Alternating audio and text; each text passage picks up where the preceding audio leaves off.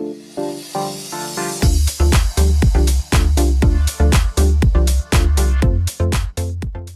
guys, ito yung galing sa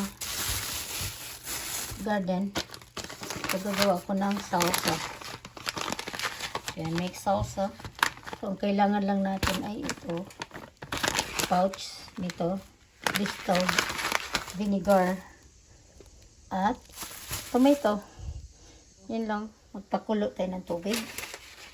Tapos, ilagay natin yung kamatis. Ang kailangan na natin kamatis. 18 medium size na kamatis. Na tomato. Then, half cup distilled vinegar and 1 pouch. So, ito yung 1 pouch. Yan. So, 3 minutes. Parang blanch mo yung tomato. Tapos, ilagay sa cold water. So, ihanda ko na yung cold water. And, of course, we need a jar. So, ito, lilinisin ko ito mamaya. Yan. Binabad ko sa mainit na tubig. Makulo na. Ilagay na natin yung water. Oh, water. Tomato. Ooh. So for 3 minutes.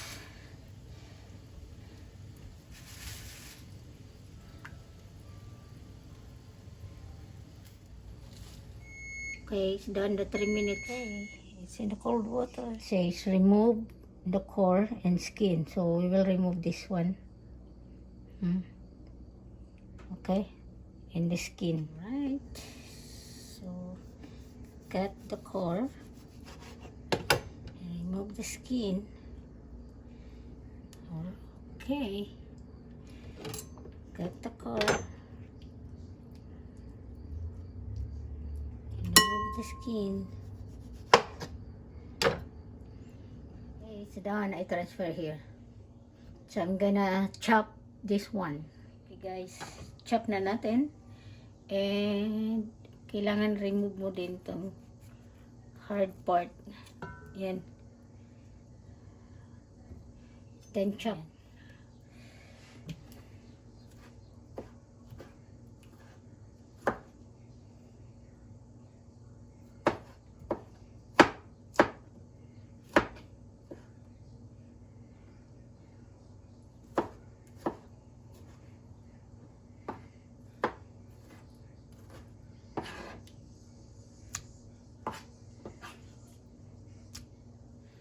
Guys, it says in here, sabi, this should yield about 10 cups tomatoes. Then, ilagay sa combined tomatoes, ito, distilled vinegar in a large non-reactive saucepan. Okay, 5 cups lang to. Umabot lang ng 5 cups. So, hatiin ko lang yung 1/4 vinegar. Then, half of the pouch. Kasi 5 cups, dapat daw 10 cups. Guys, since 5 cups lang yung nagawa ko. So, 1/4 cup na ito. Salsa mix. Then, 1/4 cup na vinegar. Distilled white vinegar. Then, nakalagay dito, bring mixture to boil. Then, stir occasionally. Then, reduce heat. And simmer 10 minutes. So, yun. Lagyan na natin. Say, 1/4 cup. So, may 1/4 cup tayo. Ito, 1/4 cup. Okay, 1/4 cup.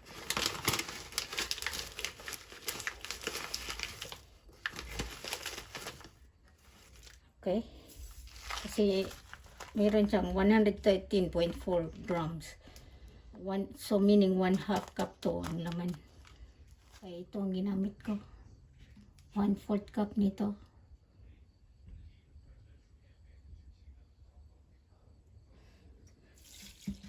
Okay. Alright, bring to boil. Kumulo na siya, so hinaan ko na ng apoy and simmer for 10 minutes. Alright. Reduce the heat. Alright, 10 minutes already. So, lalagay na natin sa jar. Okay, guys, lagay na natin sa dito.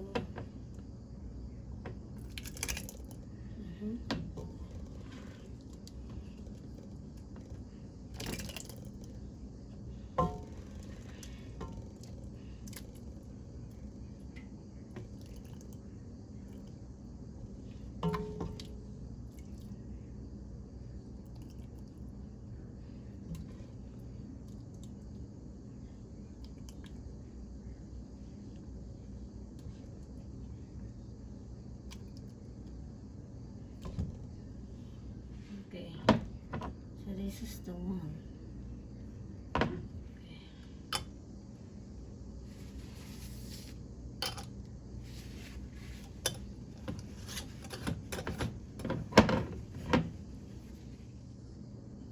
Ayan.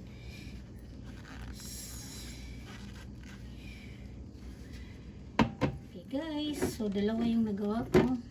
At ito, I'm gonna try later. Nagpakalo ako ng tubig kasi lalagay natin to dito for 40 minutes. Process jars for 40 minutes in boiling water. Okay, then turn off the heat corner. Oh yeah, turn off the heat. Carefully remove corner lid and let jar stand for 5 minutes. Okay. Lagay na natin dito. Oh.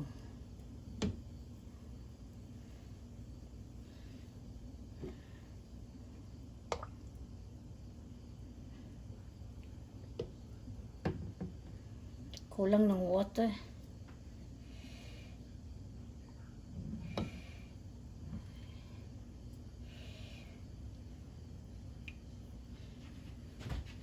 But supposedly until here the water, but I'm worried. So let's try what will happen. So 40 minutes guys. 8 minutes to go. Then turn off the heat after. Stand for 5 minutes and then remove the jar at ilagay sa room temperature for 12 to 24 hours. Okay guys, try natin to. Okay.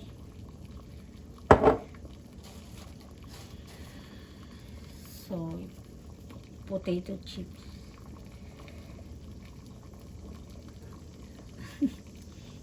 Ayan.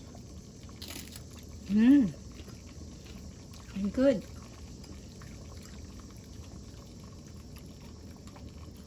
It's done. Okay guys, I'm done. So, iwan lang natin to the room temperature for 12 to 24 hours. Sarap niya. Naubos ko yung kanina.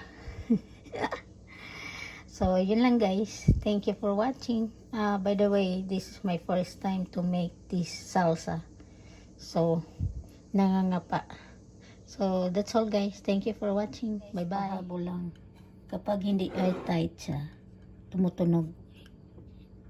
Ito hindi. So, meaning, sealed talaga siya. So, unlike nito. Oh, diba? Yun ang kaibahan.